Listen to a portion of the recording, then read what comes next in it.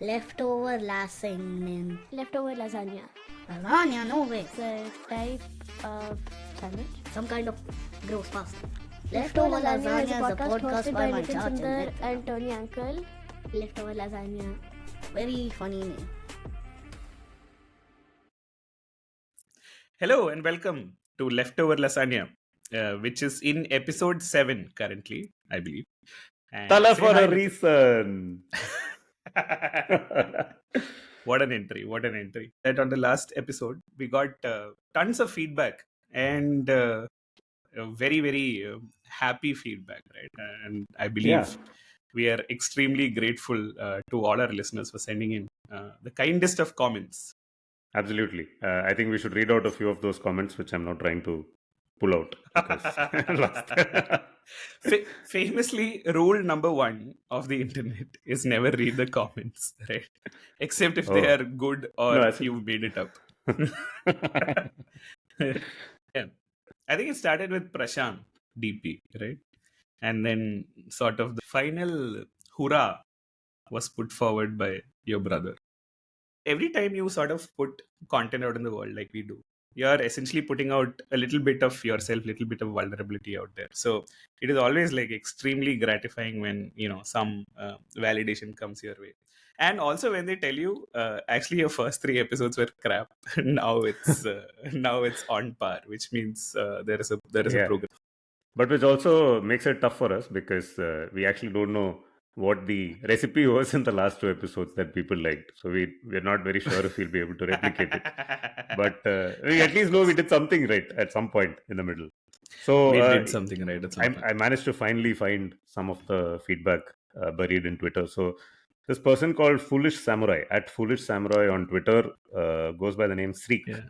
He said banger of an episode and that he might write a thread very soon about an episode of Leftover Lasagna. Yeah, can you believe that? Huh? That's so cool. Yeah, and he coined the phrase civilizational privilege, which was a very pithy way to say stuff that we were trying to say with very long words or long sentences on the podcast. Yeah, and then this there is was actually my classmate from school, by the way. His name is Srikant. Oh, thanks, Srikant. Thank you, Srikant. Yes, for going to the same school as Tony, because that's why you discovered this podcast. Where are your other classmates, Tony? Why are they not sending us feedback? Yeah. This is Pratik Mathur, who said regular listener of Bits and Pieces. Yeah, who I guess consumes Bits and Pieces in the audio format, so he was very happy to see faces. No, he consumes this also in the audio format. Just that we put out a reel promoting, and then he saw us. And he also had an eloquent way of phrasing it, which was pretty cool. I'm so used to your voices that it seems my friends from the podcast are doing playback for the people on the screen, which is, nice. Deep way to say it, because he's used to the voices and suddenly he's seeing some faces and he's like, we are voicing over someone. Munje par, as you would say. Your face. Yeah, and lots of other nice comments from friends, from family. Naveen Madhavan, Mithun Sundar. Thank you, everyone. Yeah. Please spread the word. Prashant DP. Of course. No, thank you so much. So, on a previous episode of the podcast, we mentioned my brother, whose name is Sachin. And we are also recording on Sachin Tendulkar's birthday, one day after my birthday. And the last comment that has come in was from your brother, right, Mithun. And if out of the 4 of us, you had to pick out one person that you want to party with, I would pick your brother, right? I think he's way cooler than you are, right? Like, and if I were to pick one person who was like actually sort of contented with life, I would pick my brother, right? So who is at this point, as of when I last met him, has turned down like 3 promotions to stay exactly where he is in his career, right? And that was meant to be the segue into some of what we are discussing today, right? What are we discussing today? Well, I just want to say you picked out your favorite party goer and your favorite most contented person, but the person with whom you want to create content amongst the 4 of us. Correct. Yes. Yeah. Take that, bloody brothers. Yeah, only because you're willing to do the edits. I've So walked into that what is one. our conversation topic for today? The broad contours of today's discussion are going to be around corporate culture and corporate hustle culture, specifically the way we see it manifested around ourselves, specifically Yeah. on the world famous social network known as LinkedIn, where we see people put themselves out. It's basically about what work has come to mean, and how people Yeah. have very different personas that they bring to work. I feel like LinkedIn is a good place to start, right?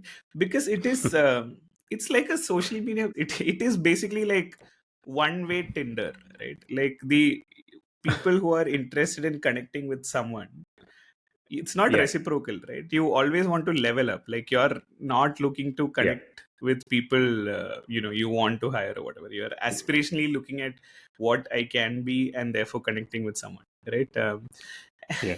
And it is in some ways really weird because at the start, the way LinkedIn would send a default message when you try to add a connection was your most famous. Is it New Yorker, the cartoon line, Yeah. right? Yeah, so Which is the exact line, of course, which we have all read many times, is "Hi, I'd like to add you to my professional network on LinkedIn."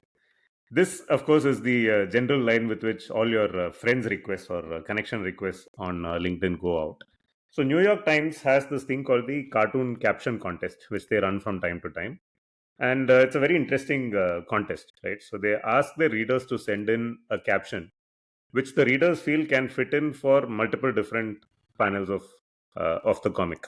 And we all know the New Yorker cartoon is basically a single panel comic, right?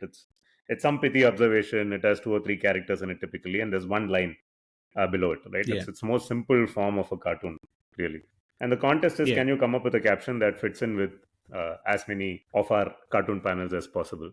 And this LinkedIn intro message won the contest a few years back. And there are some very funny cartoon panels that they put with this caption where it seemed to fit. So in one of them, there are two prehistoric human beings sitting inside a cave around a fire, and a woolly mammoth walks in. The caption below reads, "I'd like to add you to my professional network on professional LinkedIn." network. Yeah. And on another one, there is a person standing against a wall and he's facing the firing squad, which is taking aim and it's about to shoot him. And there's an executioner standing nearby. The caption is, "Hi, I'd like to add you to my professional network on LinkedIn." Professional. In that sense, is actually the most viral or the most social of social networks, because typically if you want to hit the follow button, let's say on Twitter, right, you tend to be very, let's say, Oh, uh, judgy. judgy and stingy about whether you would give Yeah. someone your follow or not, because follow is the Oh, biggest currency, of course. But Jesus ratio. There was this thing called the Jesus ratio, which is that how many people do you follow versus how many people follow you, follow right? you, Like, yeah. And so that Jesus was, had a 1 yeah. is to 12 ratio. So that is an aspirational one that you want to get to. Interesting. So yeah, and Twitter, I think, is the only social network where that number really mattered. Can we just On say LinkedIn, that? what I was trying to say is, on LinkedIn it actually doesn't matter, because how many people you Yeah, follow is not really even a yeah, metric that's put out. You correct. and LinkedIn, the whole philosophy of LinkedIn is simple, right? You want to go and be in as many tables as possible. Not Right. because you want to see who else is at that table, but to see who else can those people bring to the table, literally. Oh, like that. So Okay. Is looking it to the see who, table or is it the corporate ladder to get a chair in office? Tables, ladders, and chairs and is what we're snakes talking. and snakes, And, because a and lot of snakes. yeah, But a word on Twitter, right, is that when Elon Musk took over, we thought it would die out pretty soon, right? And we thought which what seems to would have kill it happened, is to be honest. basically, yeah, ineptitude, etc., etc. But little did we realize, standing on 24th April 2024, that it would just be look between X and Y on your keyboard. Like, Oh what my is god. this? This is Yeah, literally that point in the curve where Twitter has become more cringe than LinkedIn, which is saying something, right? Because initially LinkedIn was just about adding people till they realized, like, if you want to monetize LinkedIn as a yeah, platform, you need to be able to put in ads, right? And the only way ads work is that if you can dilute the context so much that an ad doesn't feel unnatural in your feed, Yeah. right? So Yeah. if you are able to stuff your feed with garbage, then Yeah. ads seem like a better alternative, or like something that you are willing to put up with, which is It's what called LinkedIn. native advertising, Yeah, right? So yeah, you correct. layer in the garbage in with the original garbage, which is your feed. So yeah, good Yeah. strategy there. Also a tagline for leftover lasagna. But but, uh, but the point being that that was when LinkedIn became very successful, right? When people Yeah. started writing absolute inane garbage. Right? I Yeah. think there's that one famous culmination of every story on LinkedIn, right? Yes. Which was that I was on my way to an interview, and then and then I saw a dog that was injured, and finally the interviewer is the dog, right? Do you remember this? This has come Yeah. from someone called Lumko Solwandle. So the story goes: yesterday I was walking to an interview. There was a starving dog on the road. I stopped to feed him and missed the interview. The next day I got a call asking to come in to do the interview. I was surprised, but I went. Then the interviewer came in. He was the dog, right?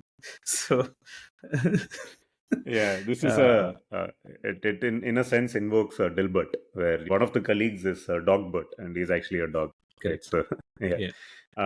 and then there was this other one, right, where someone is trying to show how careful they are with spending on company resources. So they're traveling on a meeting or something, and they're staying in a hotel, and he gets a chicken and he puts it inside toaster to heat it up, as opposed to going to a restaurant and expensing his meal.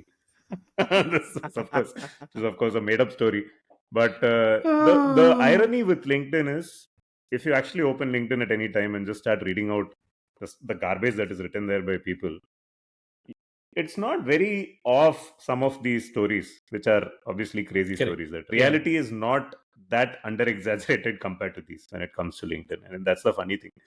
I don't know how it became this, or why it became this, or why it works. More importantly, Yeah. aren't people Yeah. able to see through this kind of stuff? So the simplest analogy I can think of, right, for LinkedIn is, you know how nowadays in schools, right, every kid gets an award, or every kid participates in your annual day Yeah. event, for instance. It's obviously to spur more participation, to take away the pressure of performance from kids and everything, which Yeah. is good. All of that is fine.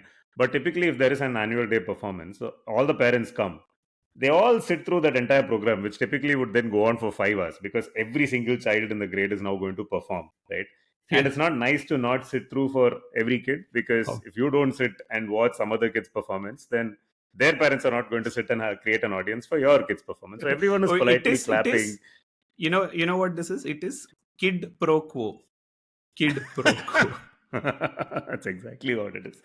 I think that's what LinkedIn is, right? Your people keep posting these Yeah. cringe posts, right, about their hustle Yeah. culture, about how Yeah. they've transformed their lifestyle, Yeah. about their, very proud to announce that I have won the, fourth prize in annual tug of war lemon and spoon race at our sports day. There will be a management lesson from Lemon and Of Spoon, course.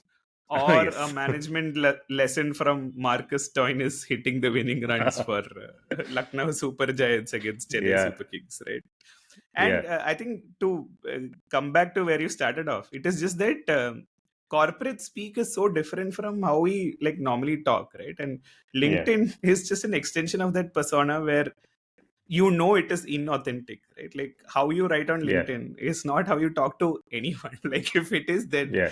I mean you're probably the most boring person on the planet, right? And we all seem Yeah. to be in agreement that this is like Yeah. a necessary evil, right? Like it is okay. It is something that we can live Yeah. with. We all wear those. I think it comes from the way we dress up, right? Like we are told Yeah. to dress up a certain way when we go to work. Obviously, now Yeah. that's changing. Like people are like casual at work and everything. But if you actually look at it, the way people casually dress up at work is also different from the way they normally casually dress up. Like on a weekend, they would not be dressed Oh, up the way they. Yeah, because there is obviously. always there's some distinction that's happening, right? Like all the time, from the way you groom yourself, the way you dress up, the way you show up at work, everything. Mm. There is a tinge of, I don't know if I'd call it artifice, but it's like people have two different personas. There is a work persona which they don Yeah. from 9 to 5 or 9 to 7 or whatever, And then there's Yeah. another persona which takes over, and people aren't very So comfortable also letting these two personas melt. Right? yeah, So yeah. yeah. So a good tagline for LinkedIn would be dress up for the job you want, right? So dress up your stories, dress up, Ah, everything for the job you want.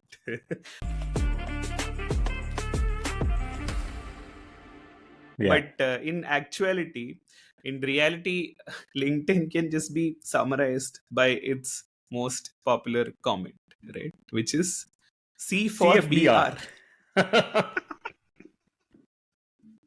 which is commenting for better reach, right? Yeah. And Can you please explain let's what take a minute commenting? to Yeah. yeah Let's let's understand. take Let's a minute to unpack what understand. C4BR is. Yeah. Yeah.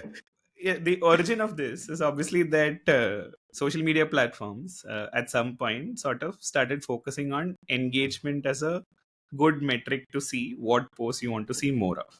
Originally, it would have been like something like likes or whatever, but then maybe like if you want to be a platform that encourages conversation, maybe comments are a better metric, right? So if there are more comments on a particular post, then it should show up more often in the timeline, right?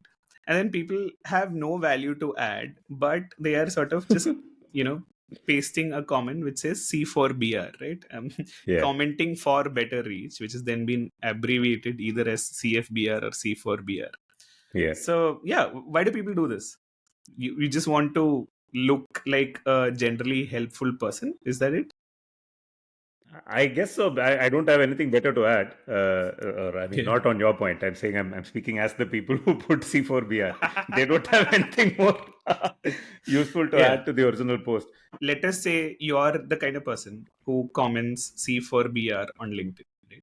It is likely that in your sort of network of LinkedIn, there is probably a relevant person you can tag or some comment you can add to say, Yeah. you know what, check out this or try out this thing.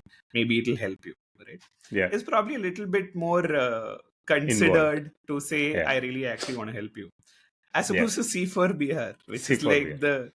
which is like the minimum can basically do. Minimum But viable product when it comes to a comment. By the but way, also so this also this be seen as a helpful person, right? yeah, yeah, That exactly. is important. Like if you just hit a organic retweet on Twitter, it Yeah. doesn't show up that you've done anything, right? But if you put Yes. C4BR, it shows Nitin Sundar has commented C4BR. As with everything on when it comes to social media, right? I blame Facebook for this culture, and I'll tell you why.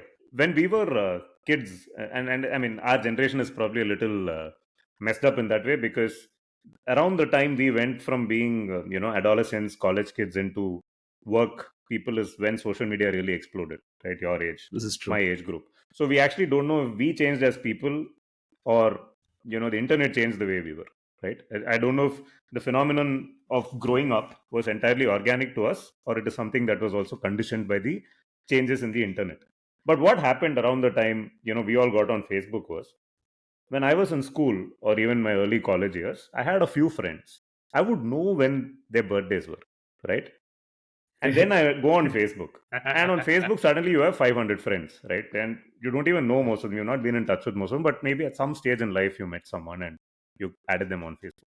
Now, if you have 500 people in your network and there are only 365 days in the year, roughly every day, nearly two people are going to be celebrating a birthday, right?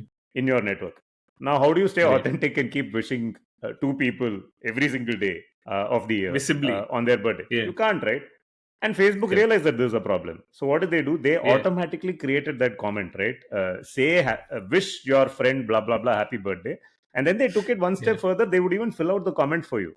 Happy birthday XYZ. Correct. You just Yeah. had to hit post. Now, if you go to their Yeah. timelines on their birthdays, you would see like 300 comments of exactly the same text again and again and again. Yeah. And that's when this first started, people were like, but this is so inauthentic, right? This is not the way anybody Correct. should be wishing someone Yeah. a happy birthday. But Yeah. over a couple of years, this became so normalized that we were okay with Yeah. this. Not just That is what really sowed the stage for many years sold. later Yeah. for Yeah. it be okay to say CFBR and fuck off, right, on LinkedIn. Yeah. Because, yeah, who Yeah. cares? That's it. There was a point when like you also felt the pressure to do it, right? Like you can't Yeah. be the only person not wishing, right? Like Yeah. so you're like, yeah, okay, let me. Now it's died out, I'm guessing. But Yeah, LinkedIn I used don't to know get actually. happy birthday Yeah. messages. Yeah, I mean, as someone who celebrated his birthday yesterday, I realized that had forgotten to take it off on LinkedIn that it is my Yeah. birthday. And LinkedIn does this, right? It basically lets you wish and also the response. Oh, So they give you three variants of how I can yeah. respond to a happy birthday wish, right? Which is Yeah. pretty cool. Yeah. Yeah. Yeah, so It's so we're saying casual business and causal business. So you're saying Facebook is the cause for all of this nonsense.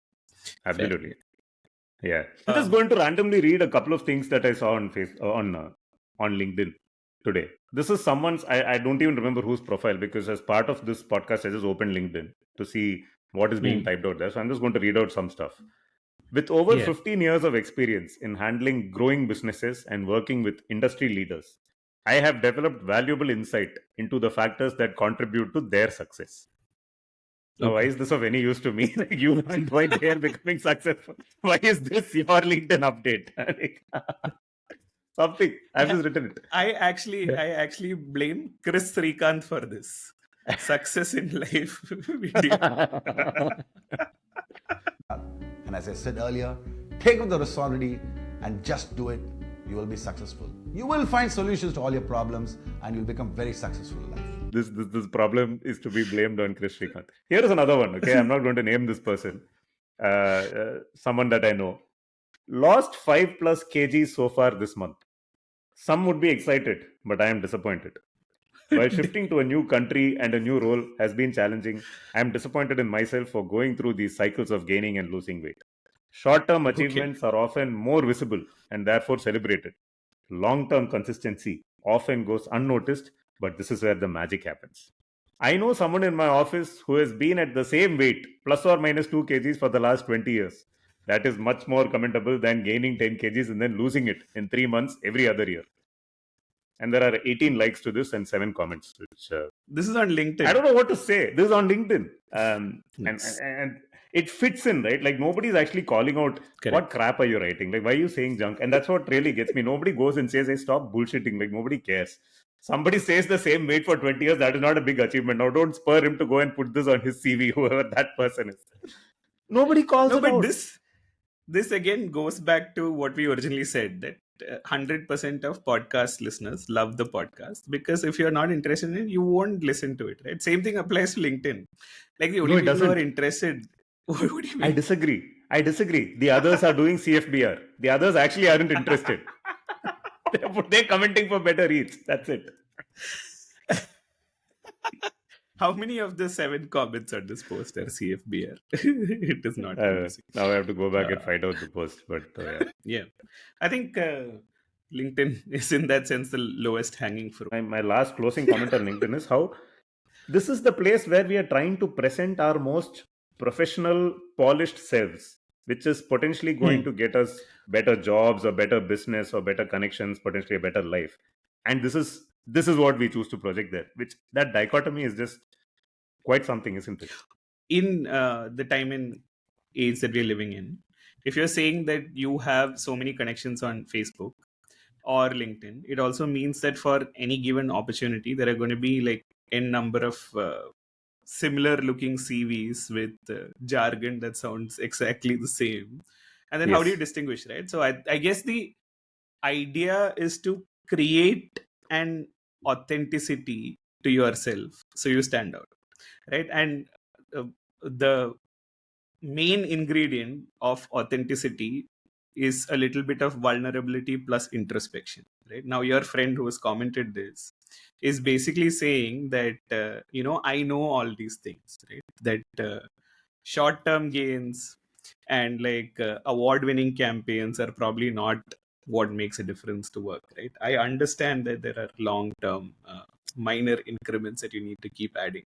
See, like, Amazing. if you are sort of looking for a role, he's like slightly signaling that I am the kind of person that understands Thanks, all man. this, right? Thanks for explaining this to me. I'm blown away by the authenticity that was hidden. My bloody eyes, which are just Unseen, not yeah. capable. The unseen layers to this. Thanks for peeling The out the unseen layers. This layers is in the what we seen do. putting. Yeah. uh, I'm not able to gauge the level of sarcasm in your comment, but this is, yeah. No, I mean, in some senses, that is what content creators do, right? Like what we do also is a version of that only, except on a different platform. Okay, all right, if you say so.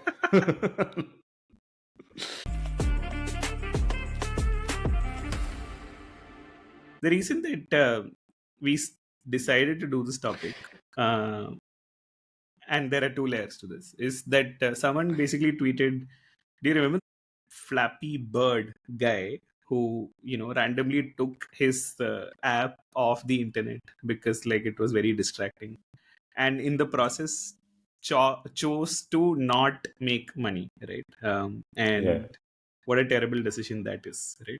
So Flappy Bird, And for people who have forgotten internet 7-8 years back, is this game where you press just two keys on your keyboard to keep a bird flying, and the bird needs to go through certain hoops and stuff, if I remember right, or which two pipes or keys something, should right? I look between on my keyboard to keep the Flappy Oh my Bird God, flying? please. Um, Oh man, yeah. if there is one book that you would pick out as your favorite book of all time, I think I can guess which one it is. It would probably be Catch 22, right? No. Okay, all right. Yeah, it's definitely in the top 5 or so. Yeah. And I don't know how many books Joseph Heller has written. It's not too much, right? I've read one more book called Franny and Zooey. I don't Right. think I've read anything else by him. Yeah. So the reason I mentioned Joseph Heller is that I there is think I this know. Yeah, go on. amazing story, right? Is that Joseph Heller was with Kurt Vonnegut at a party hosted by a billionaire, right? Basically, Kurt was telling Joseph Heller that do you realize that in one day he makes as much money as you did selling Catch 22 your entire life, right? And Yeah. so Joseph Heller turns around to Kurt Vonnegut and tells him, I've got something he can never have, right? And Kurt is like, what on earth could that be? And Joseph Heller is like, the knowledge that I've got enough, right? Yeah. And this has been a sort of fascinating, recurring thought to me, by virtue of when we grew up and where we grew up. I think we've referred to this before also as sort of Indian middle class, which never had enough, right? Yeah. You would never leave behind milkshake, even if it tasted horrible. Right? Yeah. And Nitin would never leave chicken on his plate, even if it's full. And he'd Yes. drink up the beer, even if he doesn't need it, because you've been taught not to waste, right? And there is no concept of enough that we've been taught, right? Yeah. Whereas what has happened as a function of how the job market has changed, especially in India, which is like looking very, very robust, at least for a certain set of people, is that now you can actually choose to say that this much is enough for me, right? But by and large, most people don't do that, right? Which has been fascinating to me. Yeah. So No, so since you mentioned that, right? I mean, I agree with you. It is quite strange, and this might seem very obvious, but the term work life balance, right? Life is, I would imagine, life is something that we're leading all the time, 24 hours a day for whatever 70, Yeah. 80, 90 years that we Yeah. live for. But work is carved out from life as a separate part of the day, which is why you need work and life as two ends of the balance, not life and death balance, right? It's work life. You're basically saying the moment you clock in during the day, you're actually ceasing to live, is what I mean. If you extend that thought, that's what it means. Okay. Yeah. Which is weird. You're saying, yeah, if it's a balance, then both things are at opposite ends and not necessarily exactly a continuum. Okay. Yeah, That's exactly right. And it's strange that the proponents of work-life balance are happy to carve out work as something that is outside of your lifetime or the time when you have quality to your life. But yeah, I fully agree with you. It's strange that people don't know what is enough and where to stop. The analogy is basically back to your friend who's wanting to lose weight, is that you can never lose weight through exercise alone, right? The only way to sort of, if you want to lose weight, is to restrict the amount that you eat, right? Which is also the same formula to staying wealthy or having enough, is that you have a certain set of needs Yeah. which do not ever surpass the income that you're able to generate. And it's always been fascinating to me that, you know, there is, at some point when we talk about like wines or something like that, and realistically, if wine experts can't tell the difference between a 500 rupee bottle of wine or a 50,000 rupee bottle of wine, we still hold on to this to say, oh, now I drink single malt, as if like it is some fascinating, fabulous achievement, right? Yeah. You could still get the same high of the beer that you drank when you were in college. But it's seen as a marker of somehow some kind of progress, right? Not that alcohol is great or anything like that, but I'm saying Yeah. that it's one place where you see the spectrum of how the same thing can be priced so very differently, only to appeal to a sense of status that shouldn't exist in the first place. You can blame it on the consumerist culture around us, right? Yeah. Needs are being created all the time for needs By and want marketers. by marketers. Exactly. So you can always go back and blame Don Draper for all the ills facing the society. But yeah, that's what it is. So one of my profs had this line. What is the difference between marketers and finance guys? He was taking a dig at all the finance people who had taken this marketing course, right? He's like, marketers create value, finance guys just add it up. So like most of what you see today is a function of marketing. Like some of it needful, some of it needless, but yeah, so it goes. If you are sort of on social media by virtue of the life aspect of work life, whether on LinkedIn or otherwise, you're constantly, consistently being bombarded with content that is written by people who, you know, have a need to be validated, right? Yeah. I'm including myself into this whole thing. Yeah. But if you think about it, the smartest people or the wisest people are in a corner unto themselves, deciding not to say anything, right? Like Bill Watterson famously created Calvin Hobbes and walked into the sunset with the whole intention of like not having anything more to say, or like not letting people syndicate his work or create merchandise or create spin-off shows, etc., etc. Right? So that is, I mean, And to he's me, the Flappy Bird thing is exactly that. and he's fully nobody knows where he is now, right? Like people have tried to Yeah. find him, but he's leading a happy life in some Yeah. corner of the world. Having said, I don't want to put myself out there or make any money from this wonderful IP that I created. Yeah. So clearly, like Joseph Heller, someone who knows that he has enough, and Yeah. that's good enough. He did do a series of cartoons with the Pearls Before Swine guy, right? He actually drew Okay. comics for him and all of that. Yeah. But by and large, he's By been and large, absent. yeah. So the point being, if you are saying that there is that famous line, right? At the end of the day, if you win a rat race, you're still a rat, right? So Yeah. maybe LinkedIn is not the best place to look for things like these, right? So when I said that my brother is probably like someone I would like to emulate, we also have our friend Mr. Varun Murli, right, who took a 2-year break saying I've had enough of work, and then he got back into it, and like I think as of last count, he's also turned down like the offer to be promoted a bunch of times, right? And he's very clear that what success looks like to him is never having anyone reporting into him, right? which I Yeah. feel like is a much better metric than Yeah. some of the other things that we chase. Absolutely. Another call out there. There was this recent episode of the Seen and the Unseen with Amit Verma, which featured Utsav Mamoria, right? Who runs this very popular slow travel podcast called Postcards from Nowhere, right? Yeah. And Utsav again is someone who he was a colleague, not someone I knew very well or interacted with much, but we did overlap briefly at one of my workplaces. And he calls out in this podcast how his very similar to your brother and Varun. He's also someone who is very clear that running after the next big promotion or hustling to go further up beyond a point doesn't actually make sense. And he leads a leads a slow and content life, doing things that he's passionate about and being curious and everything. So yeah, there are a few of these people around us. Famously, I don't know about Varun, if he's active on LinkedIn, or your brother. I don't think No. these people probably aren't the ones putting hustle bro content out there on LinkedIn all the Right. time. Yeah.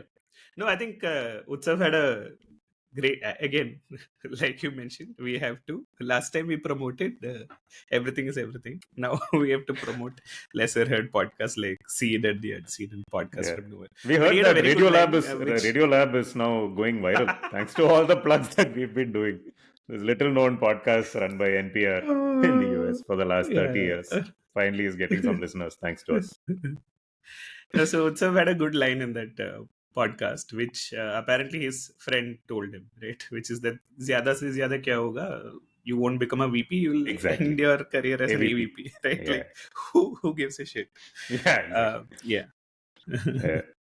Yeah, so Um, yeah, we have to also call out these amazing designations that these companies have come up with now, right? In order to yeah. create the next level of the ambition. So there is vice president. Vice president itself is, inferior to a president. Let's put it that way.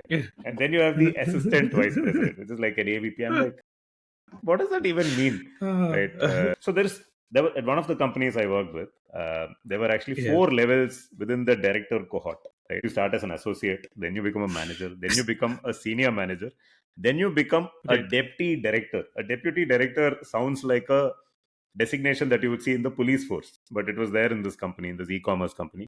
Deputy director, who later becomes a associate director, who then promotes to become a director, who then promotes again to become a senior director. You can spend 20 years of your lifetime continuing to be in this ladder, right? And these are like sub rungs within that ladder.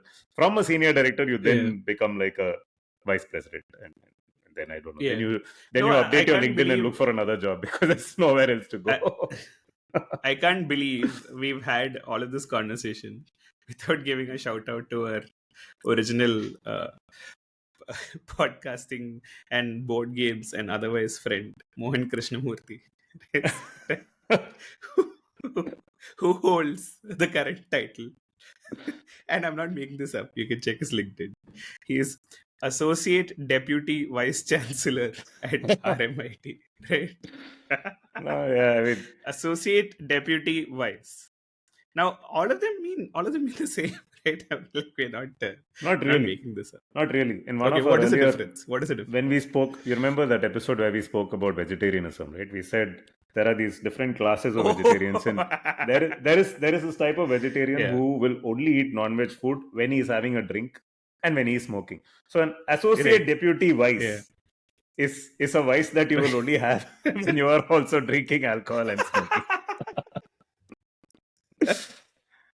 And associate deputy vice chancellor is otherwise chancellor. Yeah. Associate deputy vice has chance only when I'm doing all these other things. So, but yeah, Mohan K, one of the smartest, most erudite, wonderful people that we know. The joke is not on him. The joke is on the structures that we deal with in the corporate world. But yeah. No, I didn't mean for it to be a chancellor paid dancer. But if you're sort of looking at another sort of person you can look up to and emulate, it is Hank, right? There was a time when he spent a significant amount of time in Bombay. He was setting up a research institute or one of those things with IIT Bombay and research Monash institute University or one of those from things. Melbourne. That's a good way to put it. Research institute or one of those things. Yeah. What are the... Yeah, except... But on that whole designation creep thing, right? The best joke that I think of when I think of random designations comes from The Office. I don't know if you watched The Office, right? Which is, of course, a wonderful show. So there is this character called Dwight Schrute, assistant to the regional manager, because Michael Scott, played by Steve Carell, is the regional manager. Dwight Schrute claims to be the assistant regional manager, but he keeps getting corrected. No, the assistant to the regional manager. But yeah, amazing. It's funny. Sometimes you laugh when you see, the joke is actually on yourself, because I mean, I've been an AVP and all these ridiculous designations at different times in our life, and craved to move ahead, right? Move to the next level, because that's where the validation comes in, right? And then you Yeah. laugh when you see these jokes on a TV show, not Yeah. realizing that the joke is actually on you. But Of course, the joke is on us. Yeah. yeah, No, like I don't think there is any lack of self-awareness in all of this, that we are in the middle of this.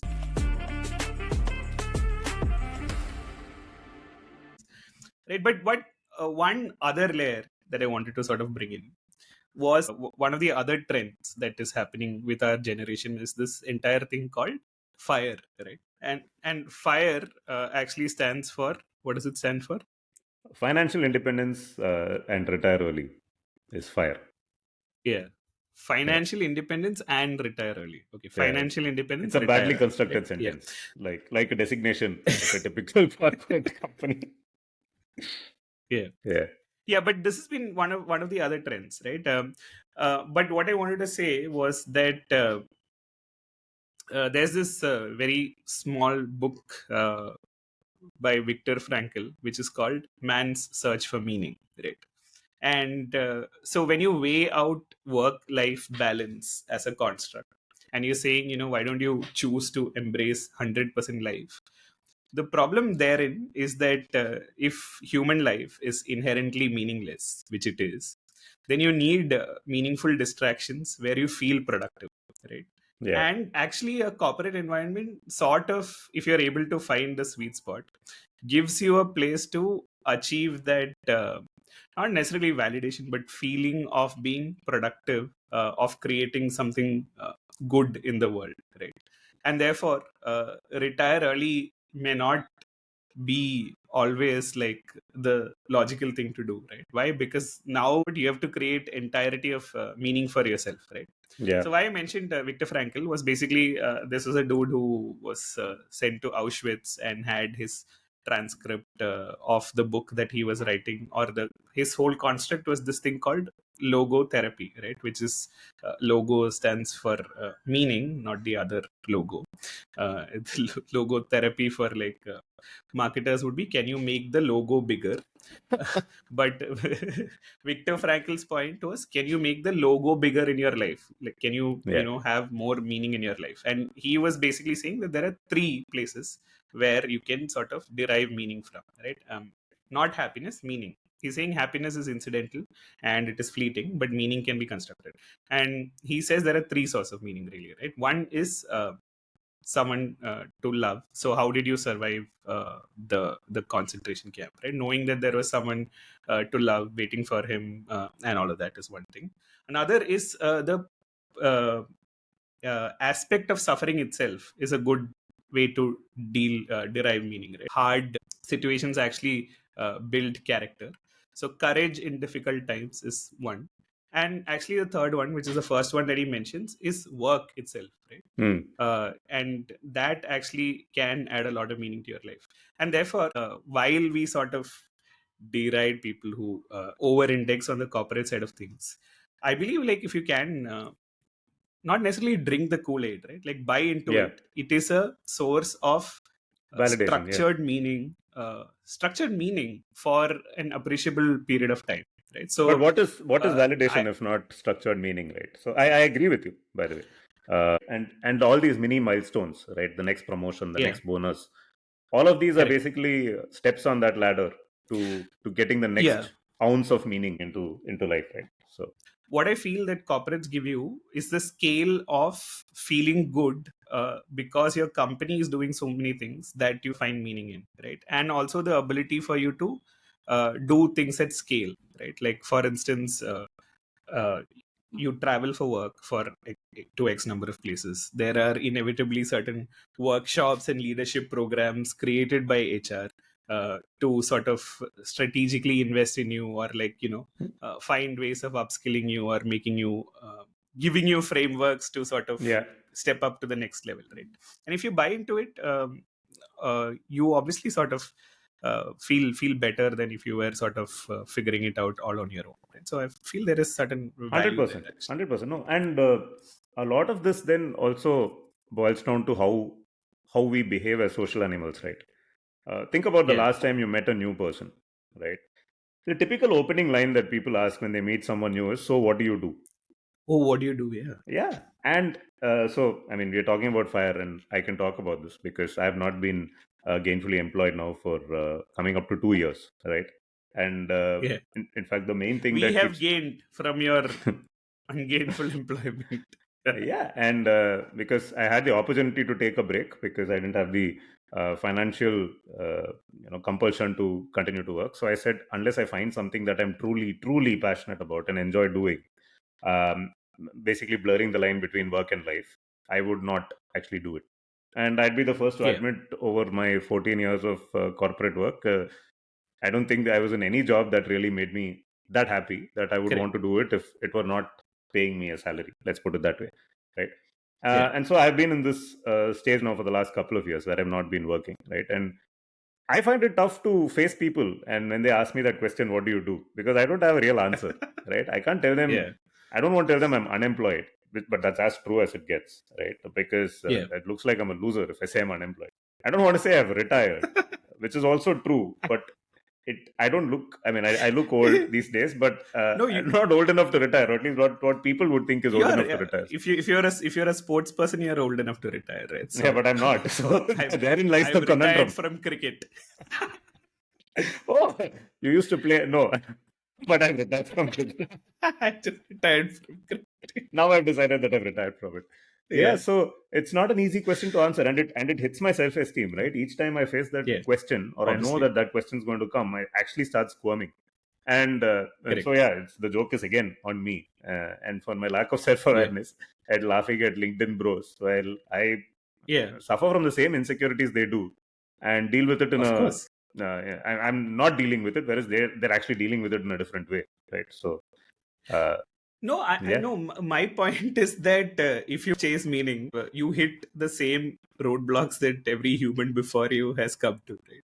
Yeah. I guess one of our other friends, who I don't want to name, was that he was like consuming a bunch of philosophy, right? Like he was like going into everything that he could read about everything, right? And basically it ended up to a point where he's like, there is no point to any of this, and he went to a therapist, and she basically told him, stop reading philosophy, you should be fine.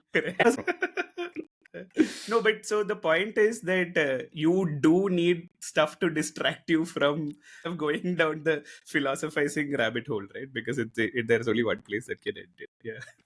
On that note, the book that I'm currently reading, right, I have it here. Yeah. It's related to everything. I don't know if you've heard of this book. It's called When We Cease to Understand the World. It's written by Whoa.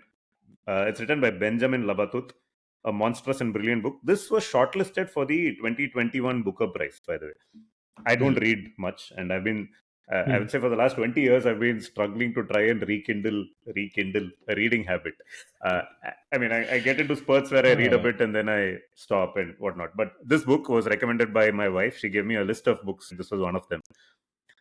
It's about these genius scientists and people like Albert Einstein, Niels Bohr, and all those guys, Heisenberg.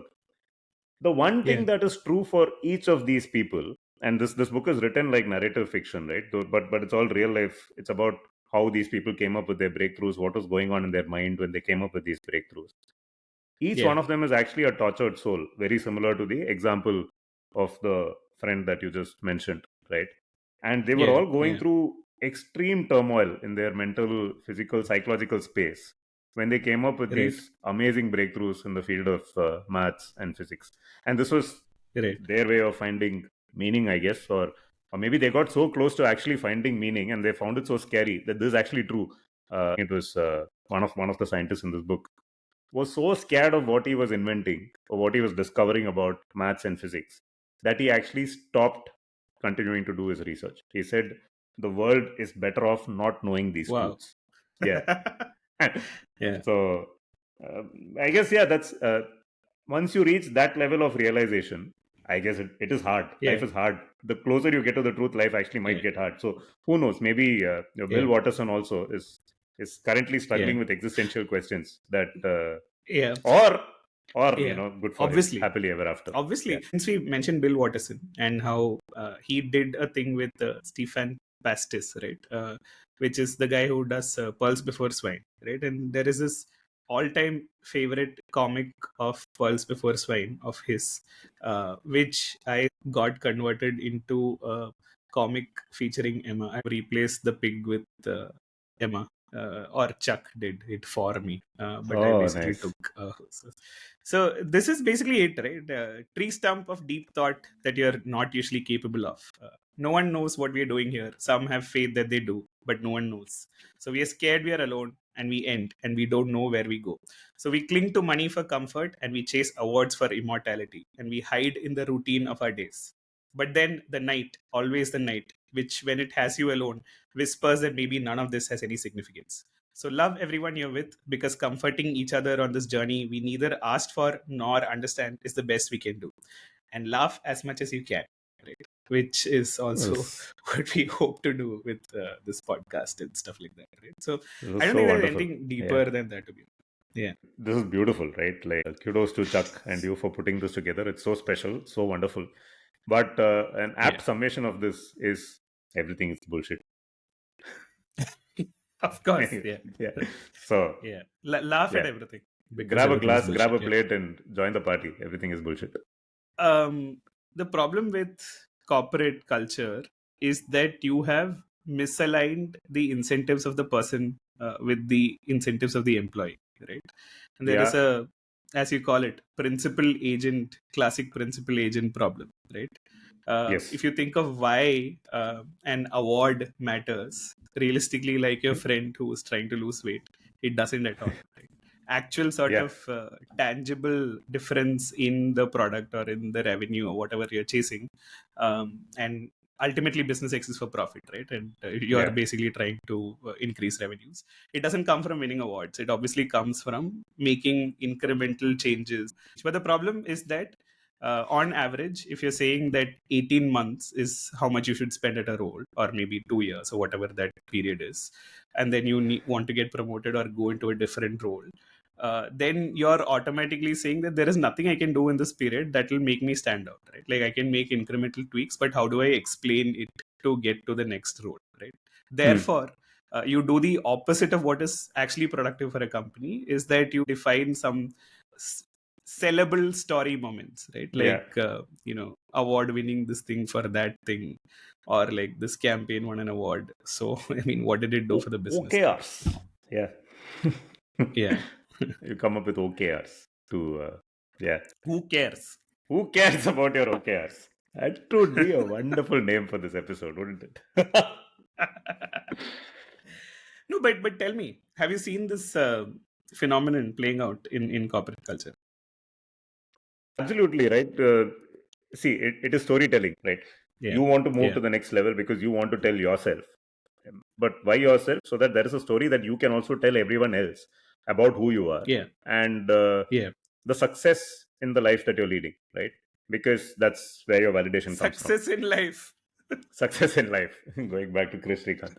But for you, in order for you to get to that next level and to be able to tell that story, you first have to tell a story today, right?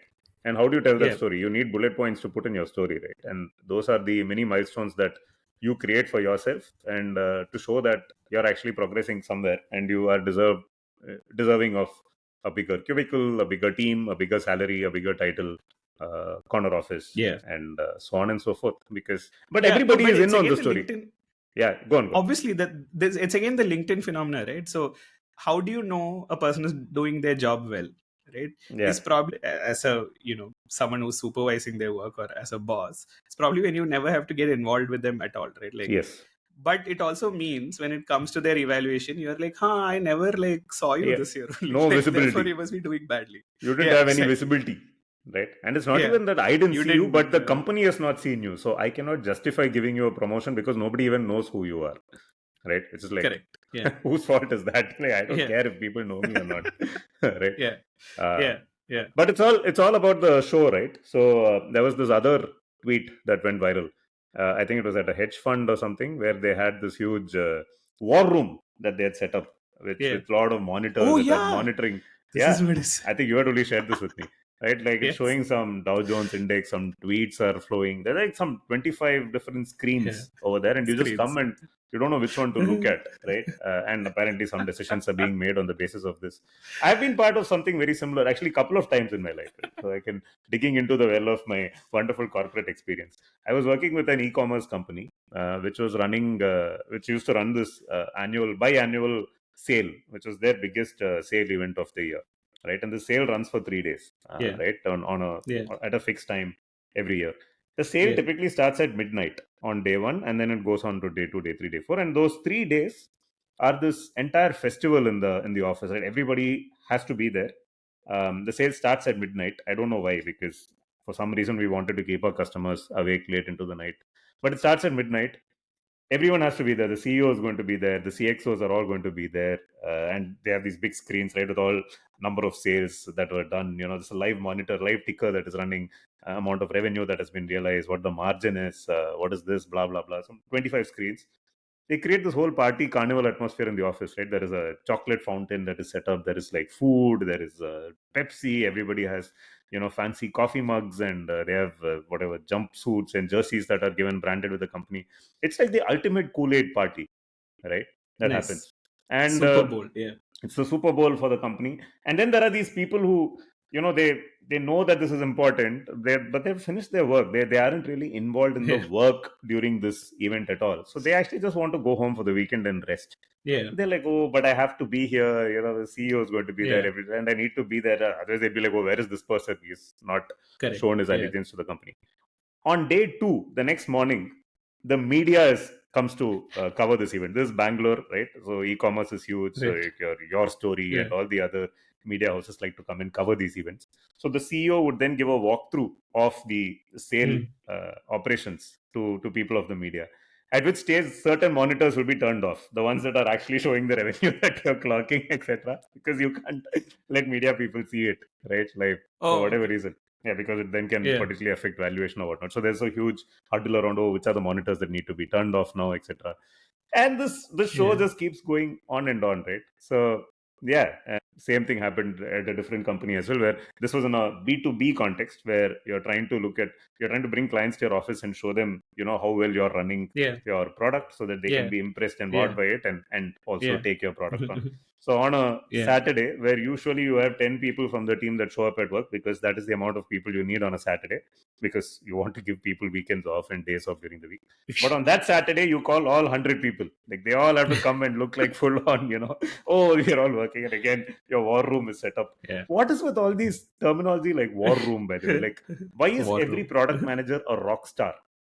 Rock stars and product managers are two phrases that don't go together at all. I'm looking to hire rockstar developers. No, I'm not looking to hire rockstars as developers at all. Why am I setting up a war room? What is a maven? You know what a maven is? It's like a dynamic doyen. I don't know. What is a maven? Yeah, it's one of those words. Yeah, like when you talk about war room, there is that beautiful. Like, this is not war. You're not fighting. Nobody's dying at the end of this, right? At best, you're going to lose some money, or you're going to make money. Hopefully not. Hopefully not. War room. Every company has a war room. There's a beautiful scene from Doctor Strangelove where these two people are arguing. And the character played by Peter Sellers walks in and says, "Gentlemen, you cannot fight in here. This is the war room."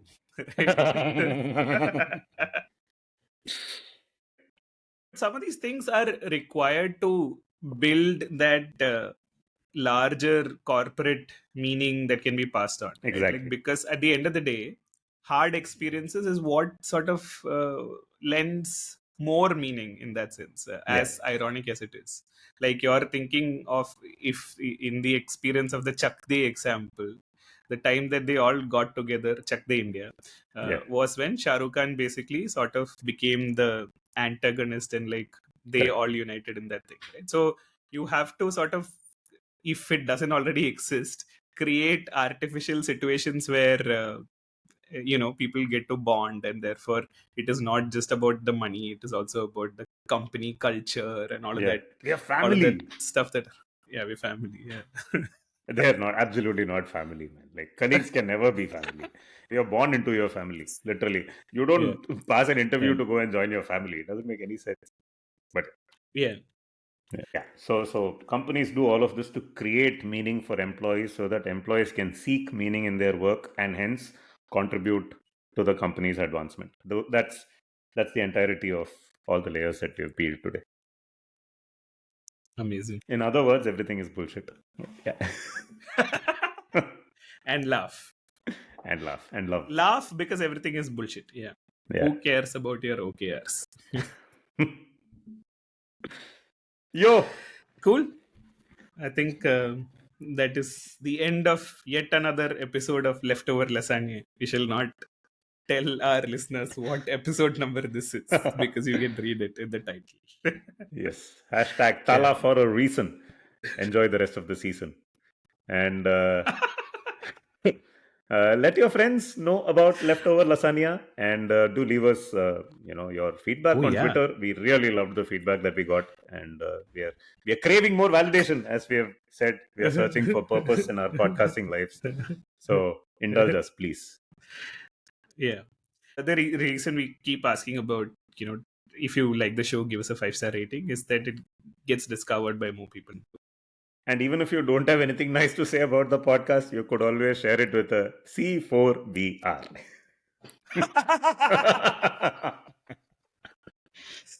Oh, beautiful. This episode is definitely going up on LinkedIn. We have to put this up on Mic LinkedIn. drop.